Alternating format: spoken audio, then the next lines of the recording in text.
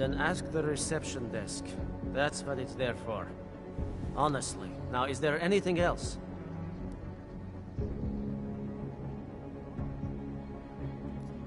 Hold on.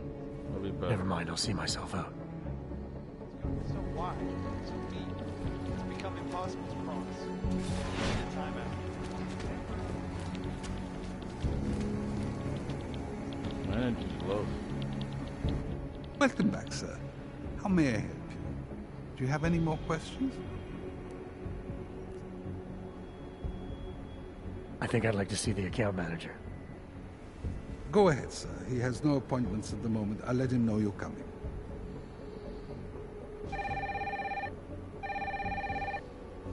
Mr. Romanek? I'm directing a gentleman to your office about opening an account. Hello?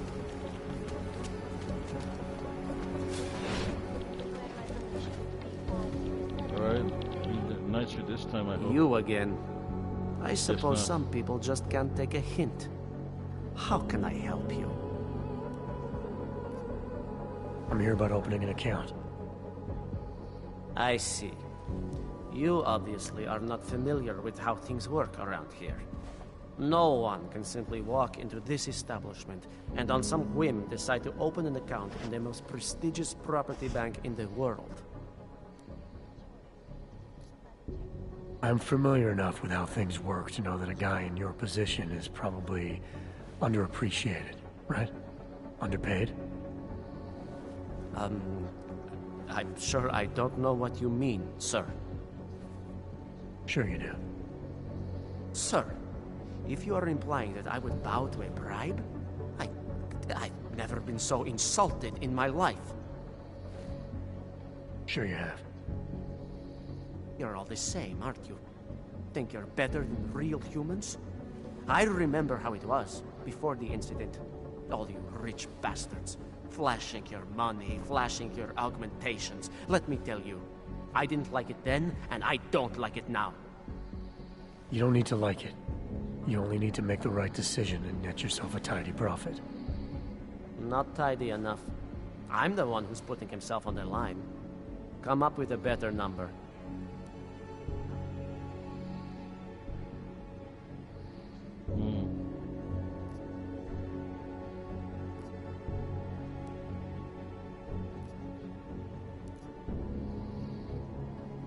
Never mind, I'll see myself out. World health officials are cleared to contain the outbreak, even as work begins in San Francisco at pharmacies.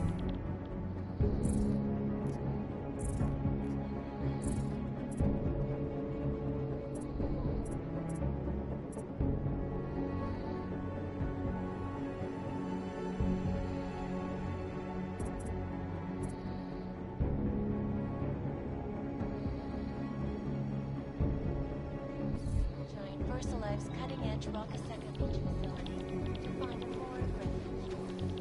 Sources inside the R&D campus tell me, however, that this most recent strain mutates so quickly new vaccines before they can even reach infected areas.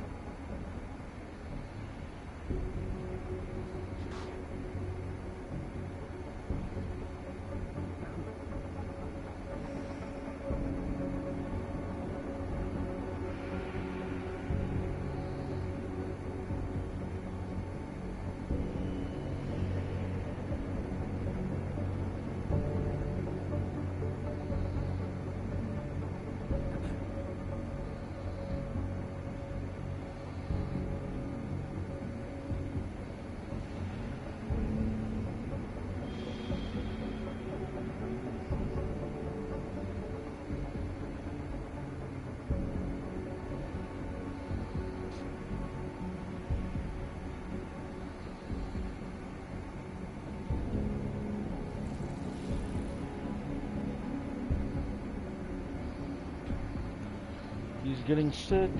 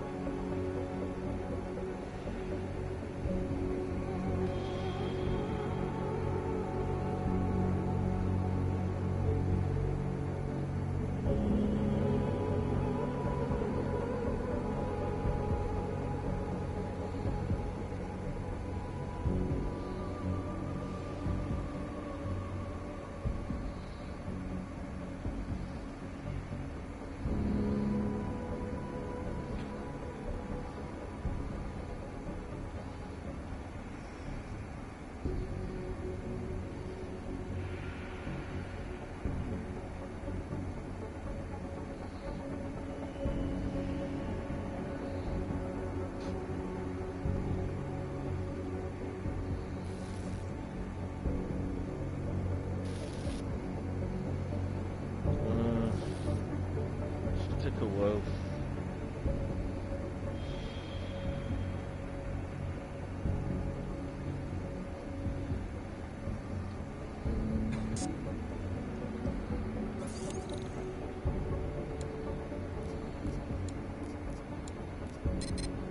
What?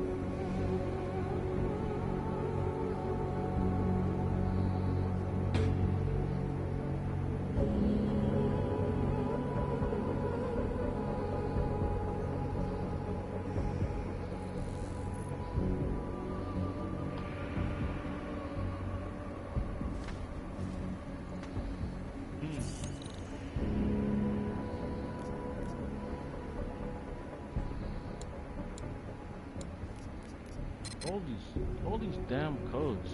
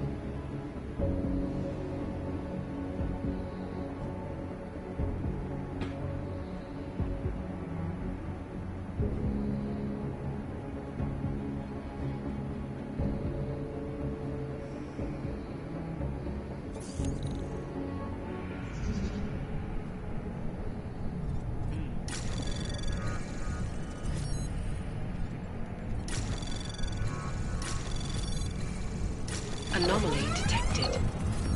Trace program initiated.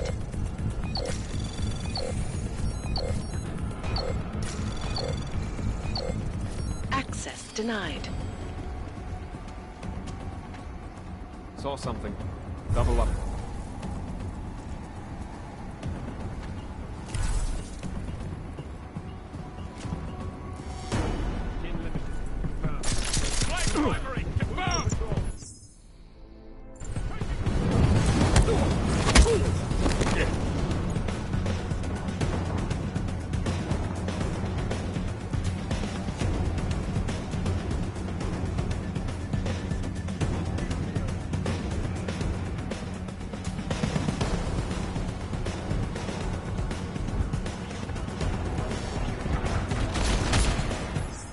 Nope.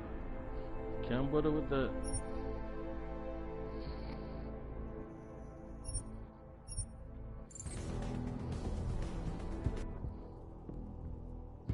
That is too much bullshit. Ugh.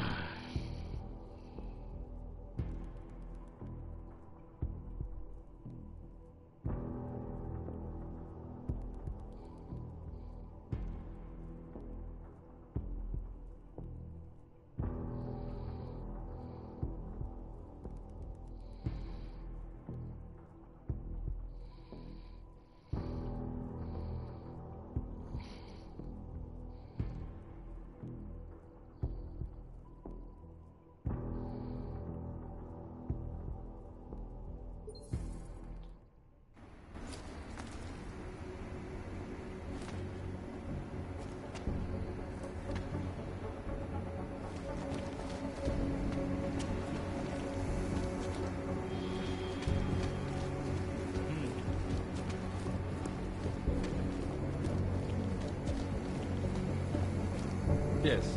Sub-level security room has their up-to-date security password. Good. Haven't heard from mezzanine level or the corporate vault basement.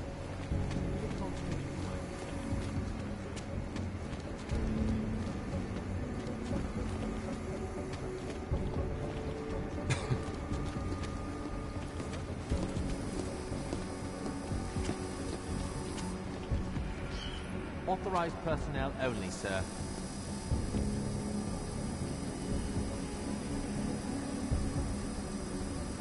Apologies, sir, you may not pass.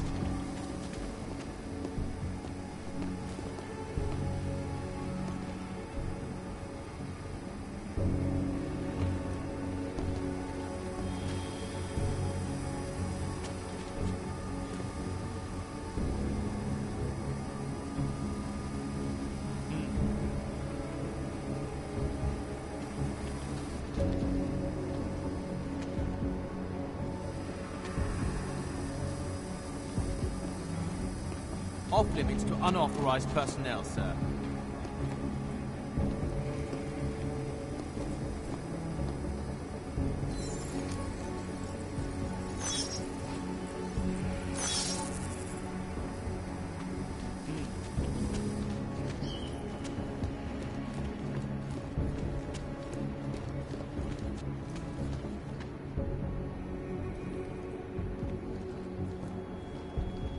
I'll know when I can get it. I just received the up-to-date code on ID. Good. I asked them to send you the current protocol. You know, they really should be sending this out to you regularly. It's okay. I know about protocol. They must be approved by Mr. Jansen first. Well, he's the one who wanted the security room cleaned up. Not that it's a mess. Anyway, when you get to it, use the code and don't trip those lasers again.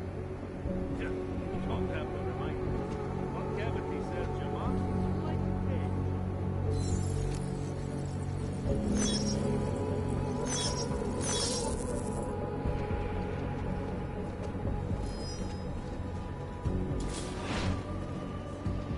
Between you and me, folks, I think they are just wasting their time. This is Eliza Casella, reporting to you live from Picus. Ariel is constantly bringing you the best and latest technology. Our portable data solution with massive storage capacity, with flexible screens, write files, and other unique and patented features. Ariel, up with stress. Deadly infectious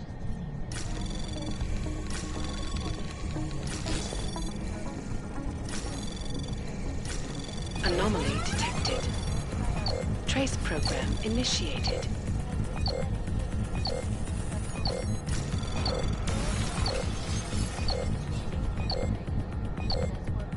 Access denied.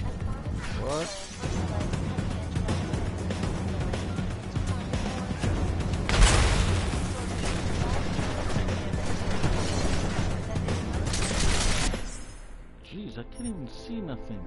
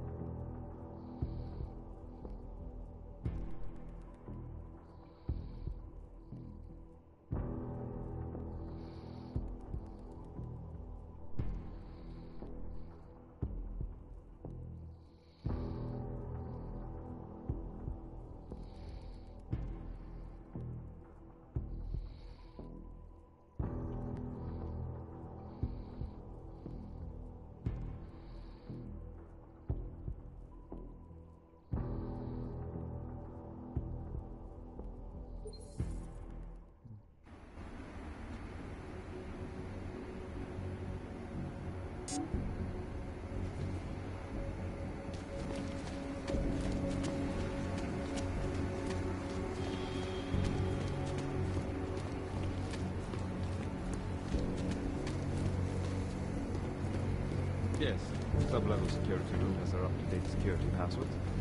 Good. I'm sorry, sir. The VIP vaults are only accessed by appointment, and there are no appointments scheduled. You need an appointment to access your own vault? For the corporate vaults, yes. This allows time for preloading your container into the viewing area. You also need your personalized keycard. Thanks for the information.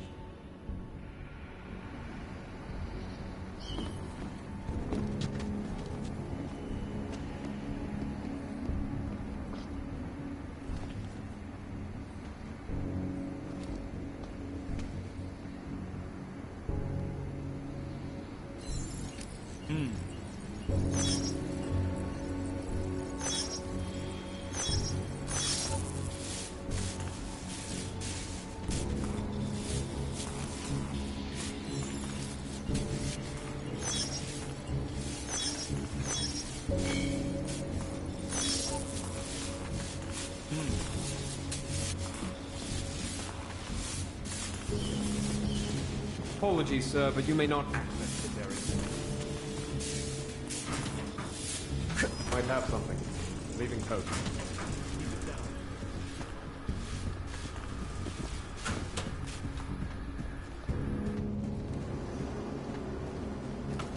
That guy's dumb, yo.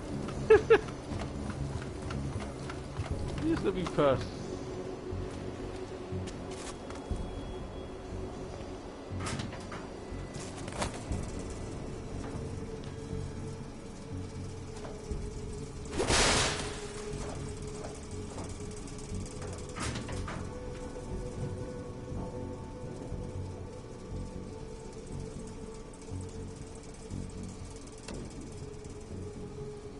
Most secure data archiving vaults in the world.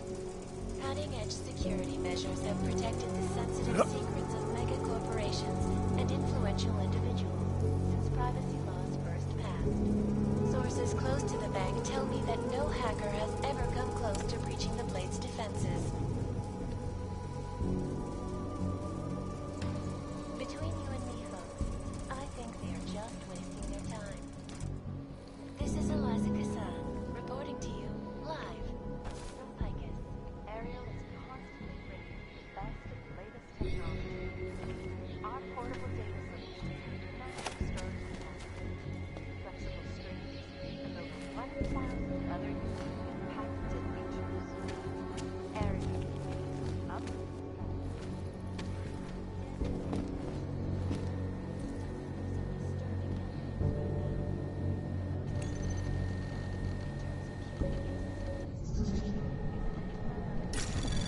Anomaly detected. Trace program initiated.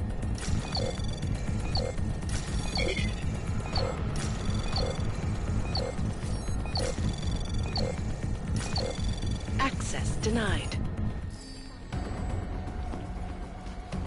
Inside the R&D campus tell me, however, that this most recent strain mutates so quickly, new vaccines become obsolete before they can even reach infected areas.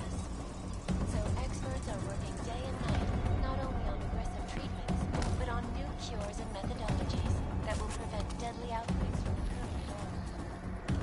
This is Eliza Kassan, reporting to you live from Picus.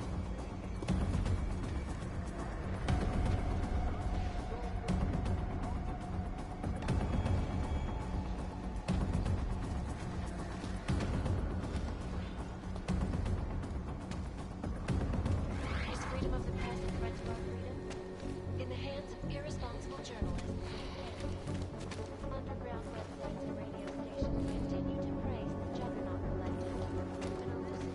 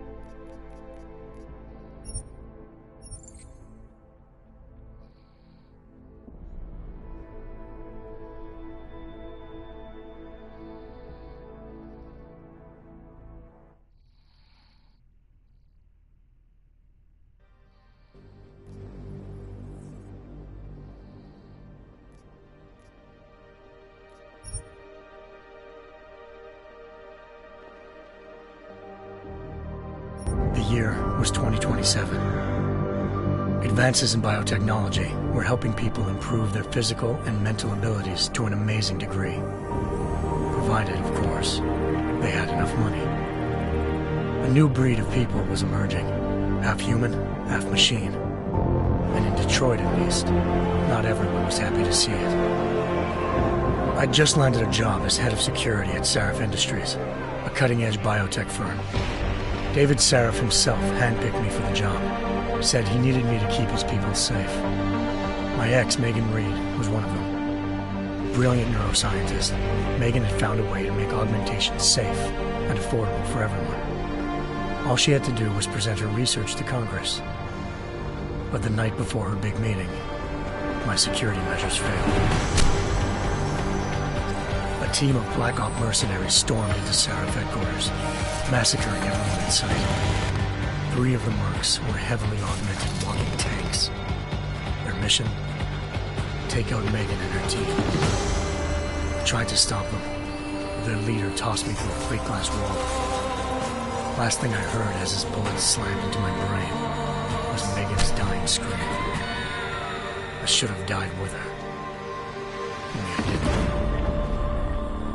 High-end military-grade enhancements saved my life. The best augmentation Sarif's money could buy.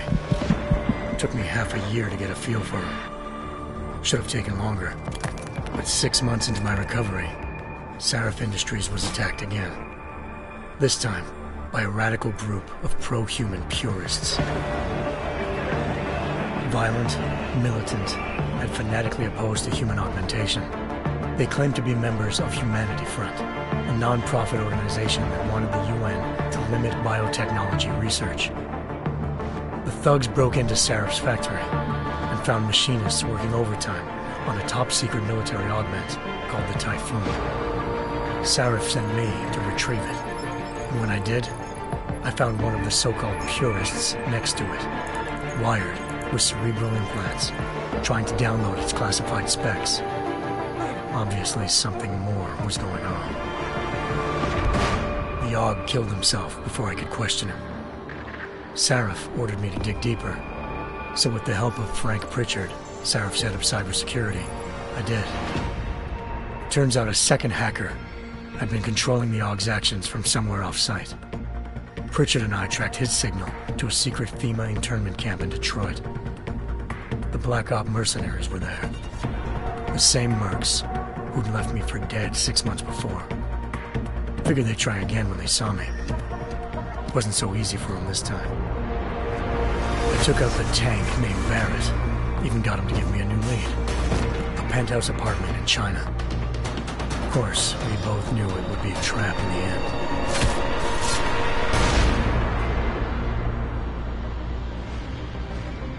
Hengsha Island, China. Home to a city so crowded, they had to build a second city on top of it. Trying to find clues in Hengsha wouldn't be easy.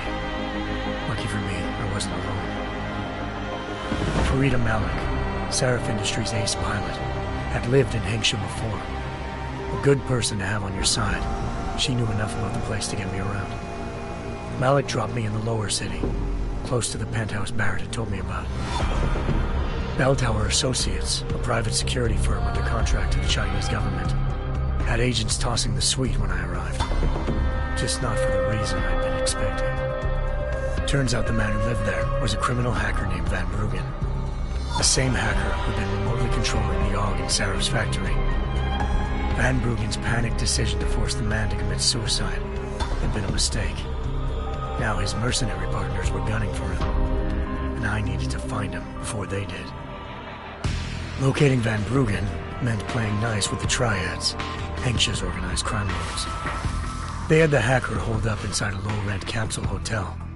By the time I found him, Van Bruggen had no qualms giving up the woman who hired him. Zhao Yunru, president of the Taiyang Medical Corporation. According to Van Bruggen, Zhao wanted to monopolize the augmentation industry and had hired Black Op mercenaries to destabilize her competition. Sarif Industries was at the top of her list. To prove this, I needed to get inside TYM and grab a surveillance hologram off a server. I suspected Van Bruggen was hiding something when he told me this, but nothing could have prepared me for what I saw. Megan wasn't dead. She and her 4 best researchers had been kidnapped, spirited away somewhere while their kidnappers made it look like they were dead. Desperate to learn more, I confronted Zhao in her penthouse. She claimed to be a pawn in a bigger plan, and hinted at a group so powerful it controlled global interests at a whim. Then she slipped into a panic room and hit the alarm, forcing me to make a very quick exit. I figured Zhao was lying, but part of her confession made sense. David Sarif had been worried about his people. So worried, he'd required all of them to have subdermal locator devices surgically implanted. The GPOs would have been broadcasting the day of the attack. But Zhao said a single call to Picus the world's leader in global 24-hour satellite news, I turned those signals off. I needed to fly to Picus headquarters in Montreal if I wanted to learn more.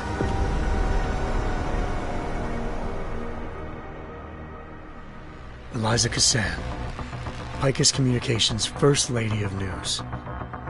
Malik thought I was reaching when I told her Eliza was involved in this. The world's most famous news anchor, working with a mercenary hit squad. But when I confronted Cassan in her office, she freely admitted to jamming Detroit's satellites the night Megan's team had been taken. Said she's just been following her commands. I suspected she wanted to say more. But Black Op mercenaries showed up looking to shut us both down. And just like that, the Eliza I'd been talking to disappeared. The Mercs were led by an augmented killer I'd crossed paths with twice before. Fedorova, a woman who'd made silence her best friend. She waited for me to track Eliza's transmission to a secret server room underneath the Picus complex, then jumped me from behind. A deadly fight ensued. I made sure she never moved silently again.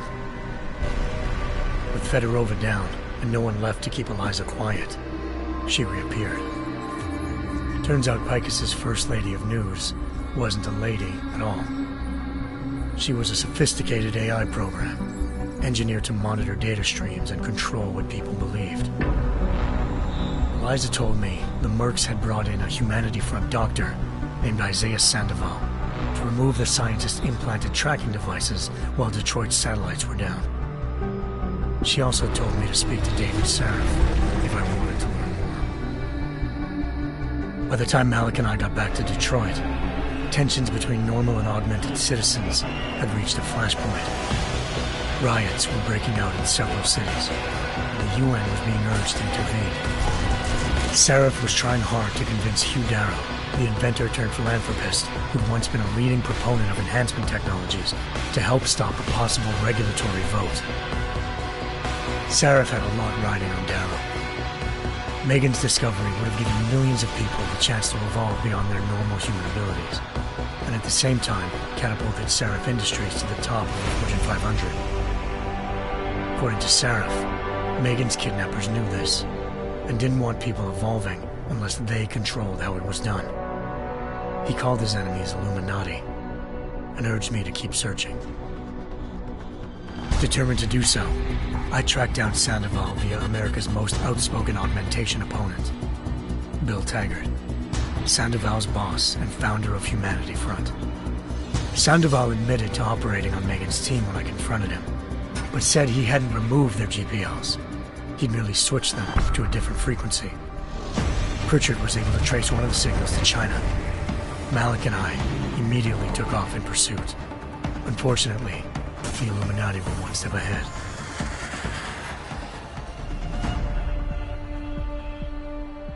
Ambushed. Shot out of the sky by Bell Tower Associates, seconds after entering Hengsha's airspace. Malik's piloting skills saved me. After a tense and bitter struggle, I escaped into Lower Hengsha. The tracking signal I was following led straight to the Triads, or more specifically, to the augmented arm of Tong Si-hung, leader of a gang of augmentation harvesters. Tong said they'd taken the arm off a corpse, which Bell Tower had left at their door, meaning at least one of Sarif's scientists was dead.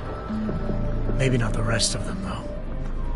Tong pointed me to a port used for human trafficking and helped me slip aboard a Bell Tower ship. It was sailing to Rifleman Bank Station, a military base in the South China Sea. Bell Tower was holding kidnapped civilians as prisoners there, and using them to perfect the Hyron Project, a human-computer interface that left most of its test subjects dead. My search for Megan would have ended then, if not for a mysterious ally named Quinn. In exchange for my help exposing Bell Tower, he slipped me aboard a second ship headed to Singapore, and an Illuminati-run biotech facility called Omega Ranch. 3 of Sarif's scientists were there, forced by their captors to create a technology capable of remotely shutting down augmented abilities. Thanks to an emergency recall notice issued by the World Health Organization, millions of people all over the world already had the biochip installed. With the help of the scientists, I tracked Megan to a private section of the ranch. There, I ran into Yaron Namir, the walking tank who'd put a bullet in my brain the first time we met. He'd teamed up with Zhao and was hoping to catch me off guard. Their little ambush didn't work. I found Megan in a suite belonging to Hugh Darrow, the billionaire philanthropist who'd Sarif had called on for help. Darrow had convinced her to go along with the biochip plan by promising to sabotage the tech. As she was explaining this, Darrow appeared in a global broadcast, telling the world that augmentations would be the death of mankind. Then he activated the biochips to prove his point.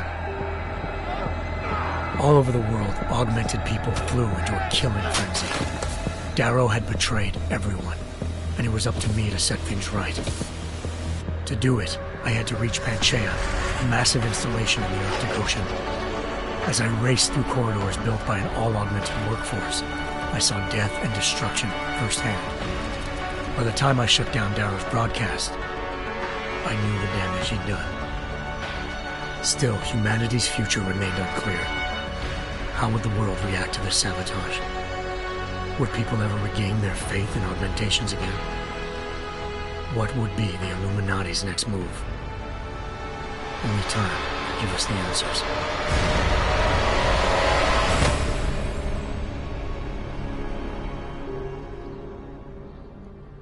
The Illuminati.